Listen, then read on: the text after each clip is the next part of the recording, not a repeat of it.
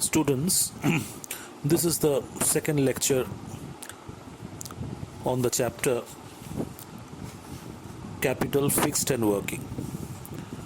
Now, in this session, the first topic of discussion will be sources of finance for different types of business organizations.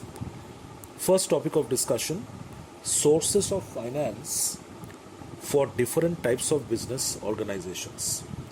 So under this topic, we are going to discuss one by one that from which different sources, different types of business organizations raise funds. One thing which I would like to tell you right at the beginning is that the term capital in this context, while discussing this topic, will refer to the total amount of investment made by an organization for the purpose of earning profits. I repeat, the term capital in this context would refer to the total amount of funds, the total amount of investment made by a business organization for the purpose of earning profits. Okay, now one by one, first of all, we take the smallest type of a business organization, which is a sole proprietorship concern. So we are going to discuss that how a sole proprietorship concern raises capital or raises funds. So sole proprietorship, it is the smallest type of a business organization. It is owned by one particular individual called the sole trader, and he usually functions on a small scale. Now, how does he acquire capital and how does he acquire funds for starting and carrying out its business activities? See, a sole proprietor, you will start marking from point number 1, page number 23, open the bracket from point number 1, capital for sole proprietorship business. So basically a sole proprietor raises funds from these sources. Number 1, he invests fund in the business in the form of capital, which he contributes from his own savings. Okay, so he contributes capital from his own savings to start the sole proprietorship concern. So that's the first source where a sole proprietorship acquires funds, that capital contributed by the sole proprietor from his own savings and from other personal sources. Secondly, the sole proprietorship can also generate funds by taking loans from commercial banks and other financial institutions. Short-term loans can be taken from the different commercial banks, and if a sole proprietorship requires a long-term loan, then it can approach specialized financial institutions which are there in our country, like IFCI, Industrial Finance Corporation of India, then SFCs, State Finance Corporations, etc. It can also take loans from its the proprietor can also take loans for his business from his friends and relatives, and in a way he can also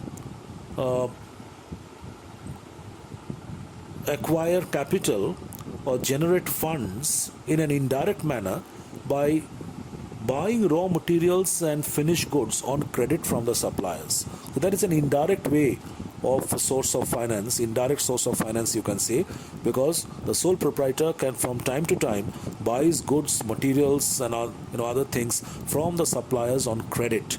So that is an indirect way of financing you can say. So these are the different areas from where a sole proprietorship business can acquire funds.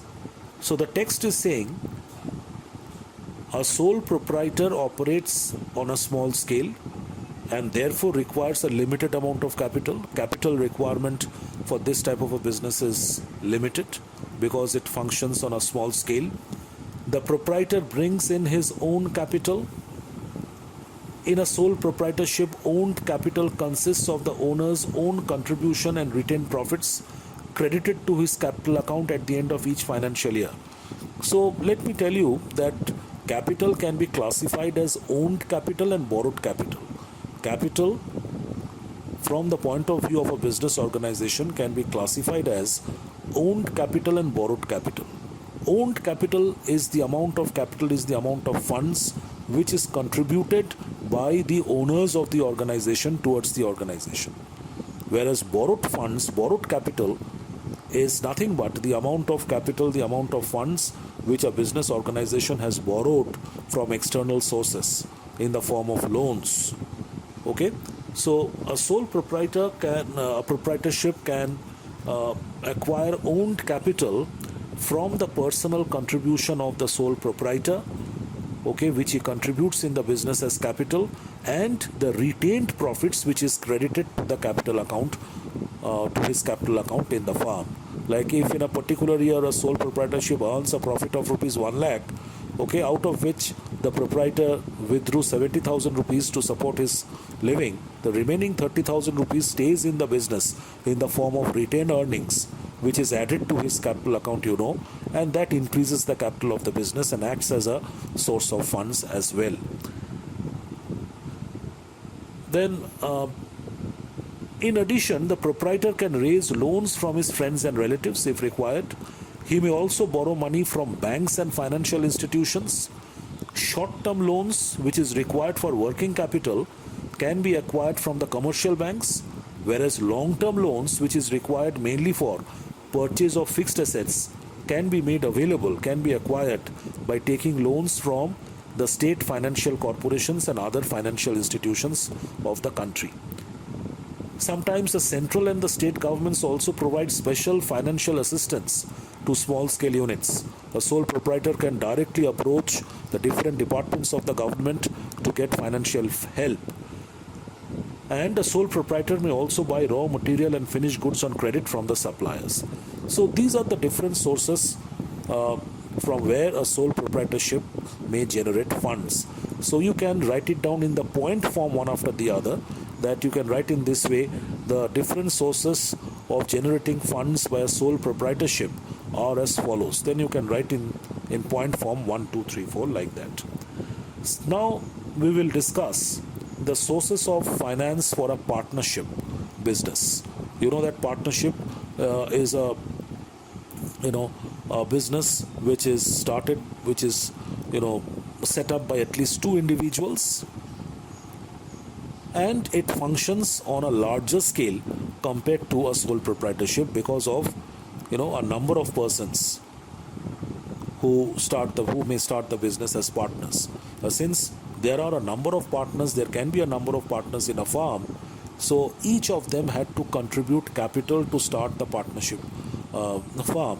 So therefore, the cumulative amount, the total amount of capital contribution made by the partner in the firm will be much greater than the amount of capital which can be contributed by one single sole proprietor.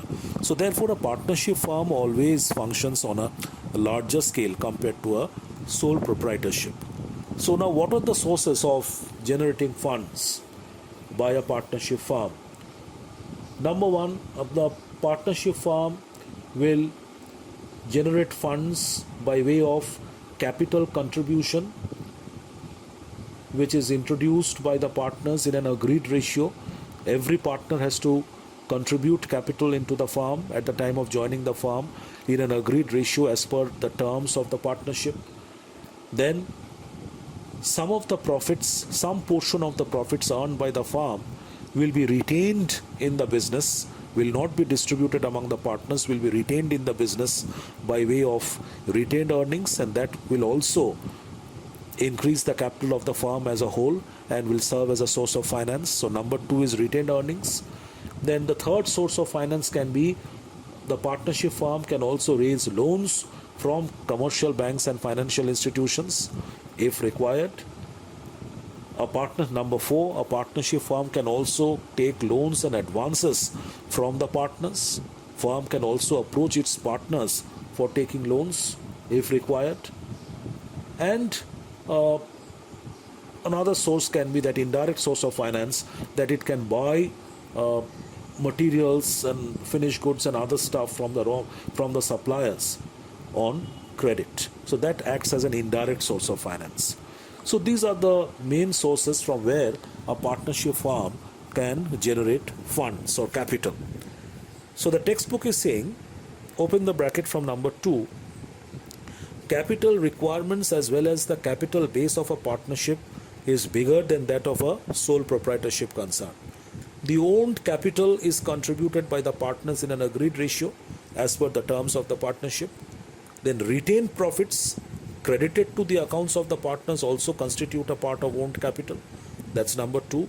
Then number 3 is partnership can also raise loans from commercial banks and financial institutions. Then number 4, partners also advance loans to the firm. A firm can also take loans from the partners. The firm can buy machinery and equipment on installment or hire purchase basis. This is an indirect source of finance. And the firm can also obtain short-term credit from the suppliers of raw materials and finished goods.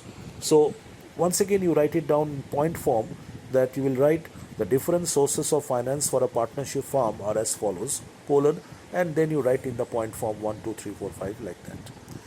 And the last one which we are going to discuss under this topic is that the sources of finance for a joint stock company, which you will study in detail later on in the chapter. So for the time being, that we will very quickly try to understand that what are the major sources of finance for a joint stock company. So the major sources of finance for a joint stock company are, so it is divided into 2 parts, sources of finance divided into 2 parts, owned capital, borrowed capital. The sources of owned capital is the amount of capital or funds which is contributed by the shareholders, by the owners of the company. So sources of owned capital will be if funds acquired by issue of equity shares, number 2, funds acquired by issue of preference shares, and number 3, retained profits or plowing back of profits. Okay, and sources of borrowed capital or loan capital will be, that is, funds acquired by issue of debentures, number 2, funds acquired by through public deposits or fixed deposits, and number 3, funds acquired by taking loans from commercial banks and specialized financial institutions. So these are the major sources of finance for a joint stock company. So open the bracket from number 3. The textbook is saying capital for a joint stock company. A joint stock company generally requires large amount of capital because it functions on a large scale. A public company can raise huge capital through issue of shares.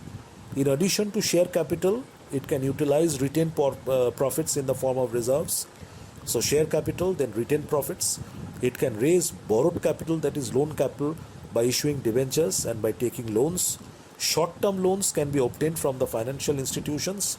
Long-term loans can be obtained from the financial institutions, whereas short-term loans can be made available from the different financial banks. So these are the major sources of finance for a joint stock company. So in this small session, I have tried to explain the different sources of finance for different types of business organizations. So I shall continue with the next topic. The next topic of discussion will be financial planning in my next lecture. Thank you.